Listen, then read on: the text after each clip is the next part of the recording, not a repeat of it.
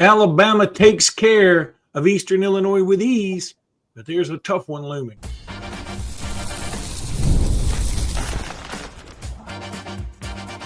You are Locked On Bama, your daily podcast on the Alabama Crimson Tide. Part of the Locked On Podcast Network, your team every day.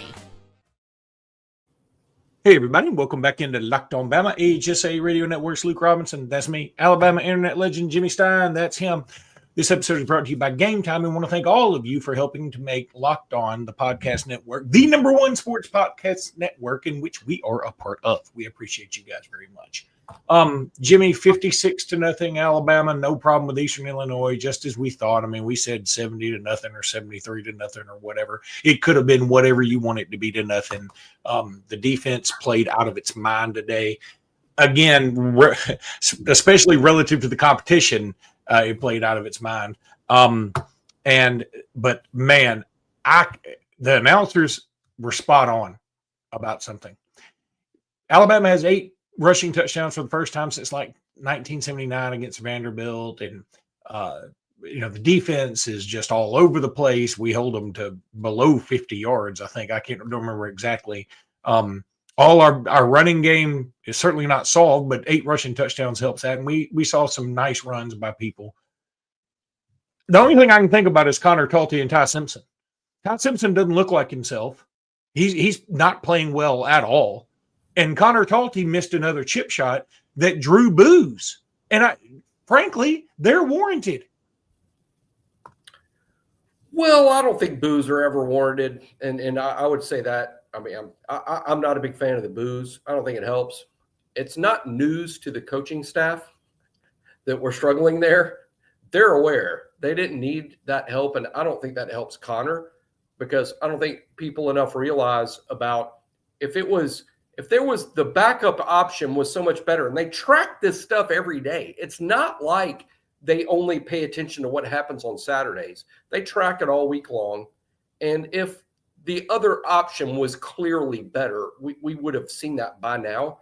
The staff is not afraid to dump veterans and play younger guys. Ask Damani Jackson. I mean, they do that. So I don't think the boos help. Now, that said, Alabama place kicking, let's talk about that. It is a mess considering we're in game 11. It's a mess. It's not good enough. Connor's just not good enough. He complained about the snapper. We saw that. The whole world saw about that. They changed the snapper because the snaps have been good since then. He missed the kick anyway. It's not good enough. They need to address it. But at the same time, the idea that whatever's behind door number 1's a better option, that's not true. Now, Nataro came in and kicked a couple of kickoffs. He kicked at least one extra point that I saw. And you don't want to grade extra point. The only thing that matters, is it good or was it not? It was good. It was good, but it was low. It was low. It wasn't. It didn't look as high and powerful as Connor Talty's extra points. But of course, he's a true freshman walk-on. So kicking is a problem. I agree with what you said about Ty to a degree. Ty wasn't as sharp as I would have liked to have seen him today, particularly against that opponent. I'm not sure. I think Ty might perform really well against Auburn. I would say this. I'll be surprised, pleasantly surprised if Connor Talty performs well against Auburn. I'm sort of expecting Ty to play well against Auburn. So, I mean, God bless you. And we're going to spend a lot of time talking about the Iron Bowl for sure. And we're going to have some crossovers with Zach Blackerby this week from Locked On Auburn. You hate to start out with here's what I'd fix, but let's all be real. This was Eastern Illinois. Right. I mean, there will be some people over on Locked On Auburn who will have, start the Deuce Knight for Heisman campaign because he looked really good today. He did. They played Mercer, and we played Eastern Illinois. You should take that with a grain of salt, as people say on the message boards. I know it's a grain of salt. How long did Deuce – I don't know how much you watched of that. How long did Deuce Knight play today? I think into the fourth quarter. I think if had Austin Mack or Keelan Russell played the entire game, they would have had some pretty sick numbers. Oh, there's no question. I know. And that's what I'm saying is, Like, we can take any of these positives or really any of the negatives in a way and say, this really didn't matter, so we should just move forward. But you can't on kicking a 29-yard field goal that's no good. And you could see him immediately. He looked down and kind of like, yeah, that one's on me. Like, no kidding, man. Like, you could, and I'm sorry, again, I'm usually on the don't boo crowd train. I'm usually on that. But it's NIL. Y'all, everybody clamored for this. We got it now. I know they're still kids and yada, yada, yada. If you can't make a 29-yard field goal, man, against Eastern Illinois with no pressure on you, dude, come on. And with a good snap. Come on. Apparently, I mean, I didn't see that part, but apparently that was the case. And again, I'm not making excuses. I'm just saying I'm not sure what the people that are booing want. Yes, it's not good. We have a little bit of a problem there. I'm not sure the booing helps because we're talking about a 19 or 20-year-old kid. And yes, there is NIL and rev share and all that stuff. But I can assure you guys, Connor Talty's not getting rich out there. He's just basically going to school. I know. And I know the boos don't help. I'm not saying that. I'm saying that I think it is perfectly. It's not good enough. It's not good enough. Let me put it to you in another way. Today, my 9-year-old, by the way, she hit the winning shot with 3 seconds left to win 12-10 in her basketball. How about that? Yeah, and she had 8 of the 12 points. Yeah, but anyway, it was a 12-footer that she hit to win it. But anyway, she came out in the fourth quarter. She can't play but 3 quarters because she's considered the best player, whatever. And she came out in the fourth quarter because they said, y'all just guard her when she's on defense. So they were like pulling at her shirt, and the refs don't call a lot of fouls. And she came out during a timeout and said, Dad, I'm so mad. They just keep fouling me. I said, honey, it's because you're good. If you weren't good, they wouldn't care. So go out there and just keep and play through it. And so I'm glad some people boo, to be honest with you, because it lets me know people do care. They see this. And I hope that Connor Talty takes this the way that I'm trying to say it. I believe you have the talent. Get better and make this. Quit, just no more excuse. By the way, if boos are unacceptable, yelling at your snapper is unacceptable. So don't yell at your snapper. Just make a 29-yard field goal. That's all people are asking. Nobody's asking you to be Will Reichert. So I will say that's a great point about deserving the blowback. He lost it and blew up against David Bird, and the whole world saw it. And that was bad. That's outrageously bad. You can't do that. In that sense, he does deserve or has earned some of the blowback himself. He dish it out, then you take it. But again, I think the overall thing is, how good is Alabama place kicking going into Auburn? Not good. That's the story. Not good. Now, what can we do to fix it? Either Talty gets a little mentally tougher. I don't think it's physical. Talty gets a little mentally tougher, or they make the decision to go to Nataro this week based on how Nataro kicks all week. And that's the decision that needs to be made. And again, a lot of pressure this week. Hey, I'm the last guy to ask, but what I would do about Tuesday is the first day of real practice. For those that don't know, they do a little stuff on Sunday. They take Monday off, but Tuesday's the first. Get ready for Auburn Day. Tuesday, just me, I would put DeBoer, the whole staff, the whole team circled around the kick, yelling, jeering, as much pressure as possible. Peter, you got 5 kicks. Connor, you got 5 kicks, 45 yards. Whoever makes them's the kicker next week. And put immense pressure on the moment, because that's what it's going to take over at Jordan-Hare. It's not about the mechanics of making the kick. Both of these kids can do that, or they wouldn't be there. But it's about who can do it under this pressure. So put some max pressure on them in practice Tuesday, and then that's your guy at Jordan-Hare. But hey, the next game I coach will be my first, and I'm sure Saban, who listens to our show, is probably going, stop listening to Stein. That's a terrible idea. I'm down with it. And I mean, I hate to have an open competition this late. I really do.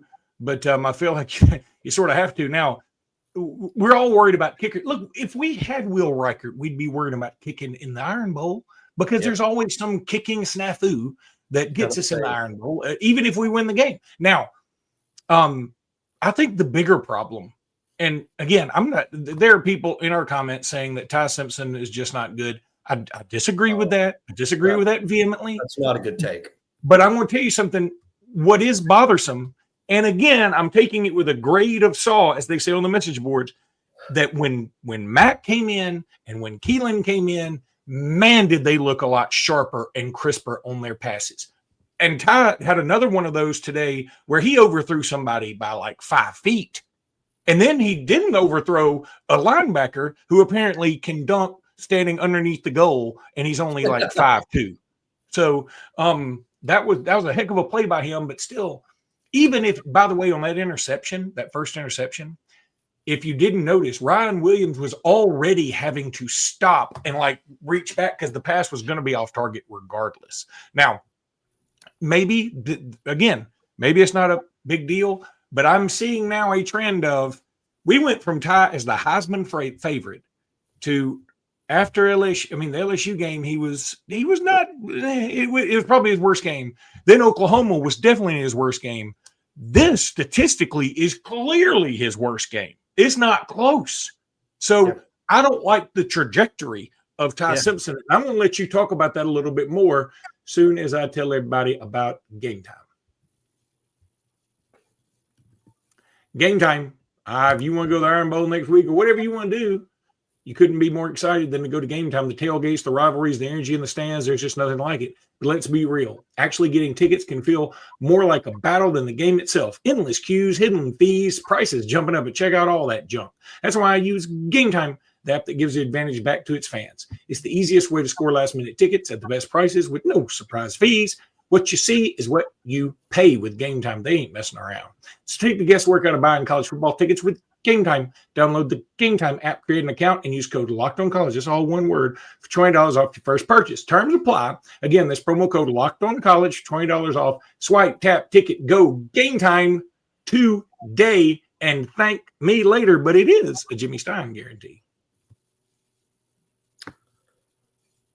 Love Game Time. Got a lot of concerts coming up, and I can't tell you folks how much time I spend on Game Time because I'm a concert guy and looking for the best tickets possible. Oh, I'm going to see, not yet determined what day, my buddy Tony listens to this, going to see the Nashville Predators play in Nashville. Guess where I'm going to get the tickets? Game Time. There you go. You my man. All right. The Vegas case is I'll see you in Vegas. I am going to Vegas. I'm leaving tomorrow. You're going to Vegas. Look at you. Yeah. When do you leave? Tomorrow. Tomorrow. Yep. And I'm going. How many times have you ever been to Las Vegas? How many times have you been? Oh, I bet 10. I've never 12. I've never. Oh, it's so much fun. The first time I ever went, I've told this story on here before. I was 21 years old. Went with my brother who was 16. Went with another family, and we showed up, and they just happened to be having the National Porn Convention at the same hotel where we were staying, which was the Desert Inn. And I said, all I know for sure is I'll be coming back here often. Anyway. It was awesome. Anyway, so we're not supposed to talk about porn on the show. I just have one question. Why is everyone a star? They look like stars when I was there. I don't know about current. Every Hollywood actor, do we refer to everyone is not a star? But anyway, go ahead. I've never seen a bad one. Okay, I'll leave it at that. So I've never seen it at all. So go ahead. So Ty Simpson, again, I stand by what I said going into break. The other two quarterbacks, well, really 4 other quarterbacks came in, but the 2 quarterbacks that came in and threw passes, their passes looked more decisive, sharper. They look crisper. Ty looks like a guy who's dealing with confidence issues again. It is worrisome. And I know that the last interception was thrown up for grabs, and I'm not going to even count that. That's a punt. I'm not worried about that. But the other interception was bad because the pass was going to be bad regardless. And this should have been a sort of get right game. Now, it should be noted, and I'm stopping myself right here to say, he's without his number 1 guy in Jeremy Bernard today. He was also without his center. That's not nothing. He was also without Josh Cuevas, who is probably his bailout guy. And Cuevas, which reminds me of a bunch of compliments I want to make. I want to cover a couple things here before I get to all the compliments. All that stuff is a great point about Ty. Ty playing very shaky lately. I agree. Correct Taylor Molitaris, who also has a hell of a name. Yeah. Look who's talking. Yazinga is a hell of a name. We both do. How about this? You know, my ticket, we're playing Eastern Illinois. Who took my ticket going into the stadium as I do this little swipe thing going to see who's my ticket taker? This only happens at Alabama. Greg Byrne. That's the best athletic director in the country who actually is a ticket taker at a major gate on the day of Alabama, Eastern Illinois. He helped me swipe my thing. Greg Byrne helping people in the stadium as a ticket taker. Just want to give a shout out to that because how cool is that? The athletic director acting as a ticket taker on game day. That's unbelievable. Greg, super guy. And of course, Davis Byrne, friend of the show. Now, secondly, Marshall Pritchett, I want to give a special shout out to. I wasn't sure what they would do at tight end today. Josh Cuevas is out. He's out for Auburn. For those that don't know, Josh Cuevas broke his foot or hurt his foot. I shouldn't say broke. He hurt his foot badly on Wednesday. He's out for Auburn. He's almost certainly, should we beat Auburn and play in the SEC championship game, he's out. Might be back for the playoffs, maybe. That's a pretty significant foot injury. So Cuevas is out. I wasn't sure what they would do. First snap, it's Caleb Edwards and Jay Lindsey. How about the first snap of the game? They're in 12 personnel, 2 tight ends. But here's the bad part. 2 tight ends like, boy, they've showed up to run the ball. We've replaced Cuevas with 2 tight ends. First snap, about 2 yards. And I'm like, oh, God. Oh, God. I mean, it was 1 yard. By the way, it was 1 yard. 2 tight ends. But anyway, the point is they come out. Marshall Pritchett played a ton today. And I was so impressed by him, who, by the way, he blocked like a madman. I watched him. He blocked well. I think Marshall Pritchett might be Cuevas going forward, which is a heck of a thing to say. But he's got the Cuevas skill set, an H-back, you move around that catches the ball, several catches today. But my shout out for Marshall Pritchett is, boy, he blocked his butt off. He was out there busting his butt, realizing that, hey, he could be playing that role against Auburn.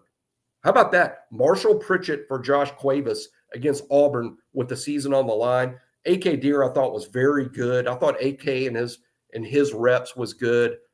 Austin Mack, here's what I'll say about this, and a lot of people are going to get upset when I say this, but take it for the exact words that I'm saying. I think if Ty goes to the NFL, and I don't know that he will. I don't know that he's ready. I don't know that he will. If Ty leaves and goes to the NFL and there's a competition between Austin Mack and Keelan Russell, don't hand it to Keelan on day one. Yeah.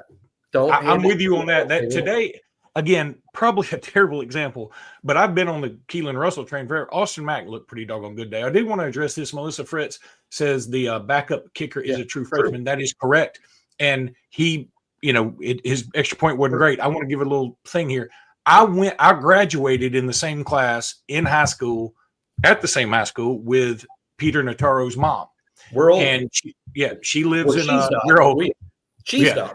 Yes, I don't. Yeah, she lives in Pennsylvania, obviously, and I was texting her, but soon as Talty missed the kick, I texted her and said, "Man, I hope Peter gets a shot. I think we're ready," because she has been thinking he might get a shot. Like I think it's been sort of floated around, and so when he got in there, she was really. It's not really news. Everybody's booing. It's not news to the staff that they might need to make a change there. Yeah, it's not news. Yeah. The staff wasn't affected by the boos. I promise you, and Peter Notaro is a dude. Now, he's not a scholarship player, but he's a dude. He can kick, and he is a fantastic kid. So, and I'm not saying Connor Talty isn't.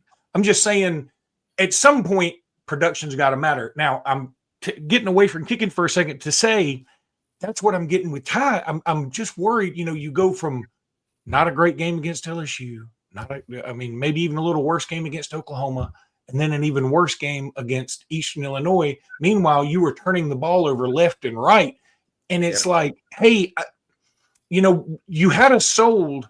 And I feel like some people are jumping off the ship. And I don't want anybody to jump off the Ty ship. I don't think there should be any controversy, nothing like that. I'm just saying, I thought this would be a get-right game for him, and it just wasn't. That's a great point. Look, I thought Ty against LSU, which wasn't super. I'm like, well, LSU's really good. Then you play Oklahoma. They're even better. Look what Oklahoma did to Missouri today. Oklahoma's even better. So I was sort of racking up Ty's substandard performances against them as credit to LSU, credit to Oklahoma. Today, you can't credit Eastern Illinois. And that is concerning. It really is. But to me, the difference between what Ty's doing and what Talty's doing is Talty hasn't been great all year. Ty was great and is now in a bit of a struggle moment. I have some confidence Ty can put it back together. I'm not sure that Talty is going to be good enough to be an all-star kicker in this league because we haven't seen it yet. We've seen Ty be great in this league. I've seen it. So I have a little more confidence it could happen with him. But they are 2 question marks going into, probably the biggest Auburn game I can remember. I'm going to spend some of the week looking back over that. But here's my point about how big this Auburn game is. It's a 60-minute game that literally determines, is it a successful season or a bit of a disaster? Because if you beat Auburn and make the playoff, I don't care what Alabama does from there, and I don't care what you guys say in the comments. If Alabama beats Auburn and makes the playoff, this was a successful season. This is what DeBoer needed to do in 2025, and it was a success. If you lose to Auburn after being in the playoff race most of the year and you're playing a 5-6 Auburn and you lose, that's a disaster following the 9-4 season, and it's going to be a loud, uncomfortable offseason, no doubt about it. That's what's on the line. I can't remember a game in the regular season against Auburn that feels as important as this, like a fulcrum that's like it's either successful or disaster. And that's what this week feels like to me. No, I'm with you. I mean, there will be a lot of people that say 2013, obviously, but I think the circumstances were different. Circumstances dramatically different. We're trying to win 3 national championships in a row. Yeah. That's a little different than trying to keep your head above water. I mean, that's about how rich can we be? Yeah. I mean, we're rich, and how rich can we be? This is like keeping your head above water. To me, it's bigger, but I get the 2013 comparisons because that was big. I mean, if the kick six hadn't happened and Alabama wins the game, I think Alabama wins the national championship, but it didn't happen. Easily. Yeah. But it didn't happen. So Auburn played for the national championship because the kick six occurred. So I get the 2013 comparisons. I think this is different for Alabama because to me, there's even more on the line when things aren't going great because things then were just going fantastically. Well, and we're getting a comment here. Locked on Bama is whistling past the graveyard regarding Ty. He's not playing with confidence. Has been average his last 3 weeks. He was not good versus LSU. If you've been listening to this whole thing, I've been telling you he's on this trajectory. I'm not whistling past any graveyard. No one's disagreeing with the fact he didn't play well. I was just saying I was giving LSU some credit for that because they're really good on defense. Oklahoma's even better on defense. Yeah. And today we're playing a not so good defense and Ty wasn't so great. So I get the concerns 100%. I've just seen Ty play well. So I'll believe optimistically we're going to see that again. If I were a Ty apologist, and I'm a heavy Ty supporter, I'm not going to be a Ty apologist. But if I were, and I spun it this way, that, these games are tricky for a guy like Ty, who has had 2, pedestrian, not so great games in a row. And then you come to this game and everybody like Luke Robinson thinks this is your get right game. So you press. And you don't do as well because you are pressing instead of just letting the game come to you. Is that a fair thing to say if you wanted to ease somebody's mind? Yeah, I think so. I think so. And Ty wasn't good today. It's just fair. I mean, this is the point of our show, is a reaction show. Ty wasn't good enough today. It's got to be better. Auburn's good on defense, no doubt about it. Would you want to see more design runs for Ty? I love that question, Brody. My answer is yes, I do. But as with so many of my answers, there's a caveat, being that as good as Austin Mack and Keelan Russell look today, and I'm so excited about both of their futures, for Alabama to have as good a season as possible in 2025, Ty Simpson needs to be the quarterback. And I don't want to see Ty get hurt. But I think you got to trust Ty about taking the hits and knowing when to get down and knowing how to avoid the big hit. And I do think Ty's athleticism, it feels like an arrow that's in the quiver that hasn't been fired. Ty is an outstanding athlete with a lot of plays he can make with his legs. I use this all the time. I bet a lot of people listening don't know this. Penix hardly ever ran the ball in 2023. When DeBoer and Grubb were there, Penix hardly ever ran the ball. I watched Washington play that year. I had no idea DeBoer and Grubb will be our coaches one day. But I watched Washington play that year. Penix hardly ever ran. So they get to the combine, and Penix is trying to work his way into the first round. He runs the 40. He ran a 4.5. I couldn't believe it. I thought he was going to run like a 4.9 or a 5 flat. He ran a 4.5, and I'm like, why didn't they run that guy? But it's because DeBoer and Grubb believe if you got a good passer and he's a guy that can make plays in the pocket, they don't like to run the quarterback because of the hits. They don't want him hit and hurt and lost, and they didn't want Penix hit and hurt lost. So I think it's an almost similar situation to Penix in 2023. Yeah, that was a good question from Brody Yable. Also, Brody Yable has his profile picture up there. I want to buy your workout program. I'm not going to use it. I just want to buy. To buy. I wouldn't be wearing a shirt right now if I was Brody Yable on this show. Ever to church. I mean, there's no way I'd wear it. So want to tell everybody about FanDuel now. The NBA is back. There's no better place to get in on the action than FanDuel, the official sports betting partner of the NBA. Even if you miss the start of the game or want to ride that hot hand, FanDuel has live bets on everything from who will score next to the fourth quarter comebacks. Plus, you can even combine your live bets into a same-game parlay for a shot at bigger payouts. It keeps every game exciting, especially when your team is making that late-season push. Right now, FanDuel is giving new customers $300 in bonus bets when your first $5 bet wins. So head to FanDuel.com to sign up, the official sports betting partner of Jimmy. Chris Youngblood's NBA. Ooh, I like that.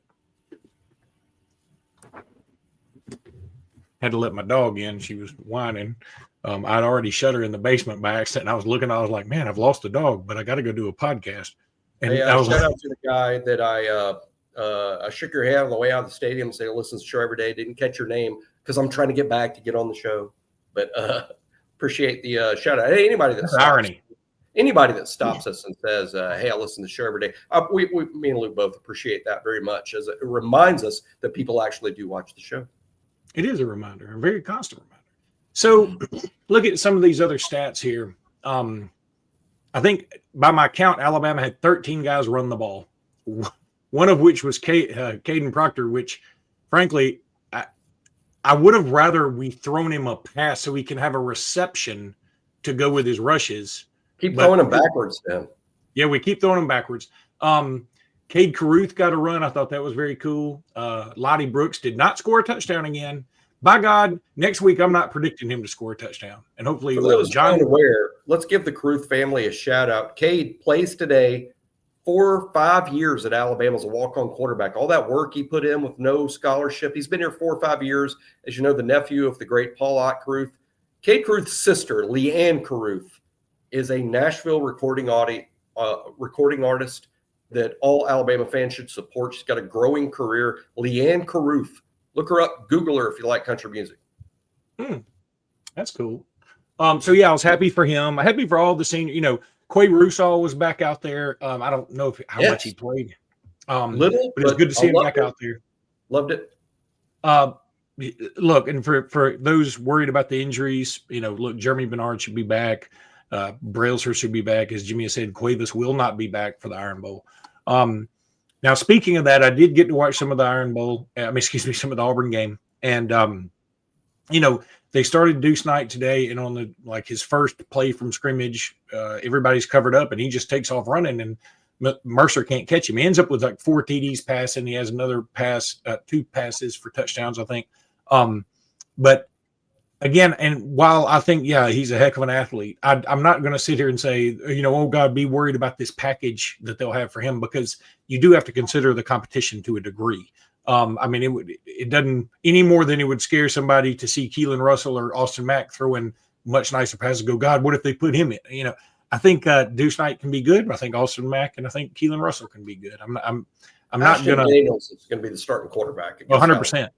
100%. And I think if Ashton Daniels had started this game, his stats would probably look very similar to what Deuce Knight had today. So, but the one thing that I would say is it's weird. Alabama's offensive regression and defensive progression has been the exact opposite of what's going on at Auburn. Their offense has gotten better. Their defense seems to be getting a little worse.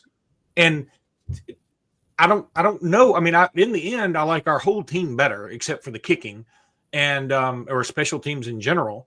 And I do like our offense against just about anybody if we're right. I just don't feel like we're right. That's what's worrying me so much. Yeah. I do think Auburn. I wonder. I'm going to do some crossovers with Zach, with Luke in Las Vegas, and this is going to be my first question for him. And I don't know what kind of answer he can even possibly have, but is DJ Durkin now moving from defensive coordinator to head coach? Is that negatively affecting Auburn's defensive production? Auburn doesn't look as good on defense since they lost their defensive coordinator to the head coach spot, and that's what stood out to me. Now, it may mean nothing. Auburn is really good defensively. We talked about it on this show before this run started, and Eastern Illinois doesn't count, but we talked about how, hey, Alabama's only averaging 29 points a game against SEC competition. You're about to play LSU, Oklahoma, and Auburn. These are three of the best defenses in this league. Missouri scored 6 today. Missouri scored 6 on Oklahoma today. Yeah, Oklahoma's just extremely elite. You're going to score less than your average when you play against an elite group. Hey, Auburn was very good on defense until the Vandy game. They hadn't given up 24 points all year long until Vandy. Then they looked pretty questionable against Mercer, maybe not so dominant. Maybe that's good for Alabama because Alabama's offense is certainly a question going forward. And this is, hey, win, successful season, lose, and you don't. But the matchup to me is Alabama's offense able to score enough points to win this game? I do think Alabama defensively is going to be one heck of a challenge for Auburn. For as much as me and Luke are panicky about the Auburn game coming up, this is a fact. Alabama's defense is one heck of a challenge for Auburn. I don't care if it's Ashton Daniels, Deuce Knight. Alabama's defense is very, very good. They allowed Eastern Illinois nothing today. Nothing. They had 34 yards. I just looked it up. I said below 50. I didn't know it was quite that low. That has got to be, I don't know when the last time we held somebody to something like that. And I don't care who you are. Yeah, and it would be different if you're like, yeah, it's just Eastern Illinois. Alabama's defense was really good against Oklahoma. Really good against LSU, 9 points. Against Oklahoma, 200 yards. Alabama's defense is elite. This is at least the second best defense in this league. Maybe the first, but I'll just say, because I'm biased, top 2 defense in this league, along with Oklahoma, who's crazy good on that side of the ball. Yeah, Oklahoma is very good. And again, look, the other thing that if you're watching scoreboards, Notre Dame is going to destroy Syracuse today. They were up 21-0 before their offense took the field. 2 interception returns and a punt return. I've never heard anything like that. And, this is funny because everybody loves Syracuse's coach. So I was kind of hoping Syracuse would at least give him fits so that, it'd make argument better. But one thing that is helping, Oregon is doubling up USC right now. And I think if you take away Notre Dame's best win, I think that is where you get to move Alabama back in their rightful spot. But again, it doesn't matter if you don't beat Auburn. It's all about that. I'm going to be arguing all week about Alabama versus Notre Dame, and y'all probably see me on Twitter do that, and I take some heat for it, and I get patted on the back for it. I mean, it could go – I'm just saying this. As much as I want to compare the two and feel like Alabama should be ahead of Notre Dame, that doesn't mean that I believe Notre Dame's not good. I think Notre Dame's really good, and I think Notre Dame belongs in this playoff. And I think if Notre Dame played Alabama, I don't know who would win. I'm not insisting Alabama's better. What I'm insisting is that Alabama's resume is better. Alabama's resume, that's why Alabama should be higher. But I'm not ripping up. I think Notre Dame's really good. Love Marcus Freeman. That defense is crazy. Jeremiah Love might be the guy that we should all be behind to win the Heisman. For as much as people talk about the quarterbacks of all the contenders, I know this. Jeremiah Love's a damn good running back. First round pick in this draft. Maybe he should win the Heisman. So I'm not being anti-Notre Dame or they stink. I'm just saying Alabama's resume is better than Notre Dame's resume.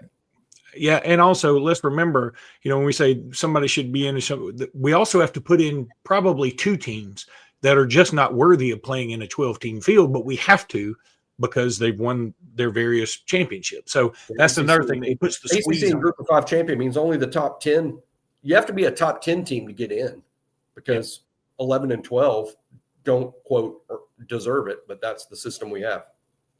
All right, that's going to do it for today's live reaction pod to this win over Eastern Illinois. We will be back in the morning, and until then, roll tide, everybody. Roll Tide.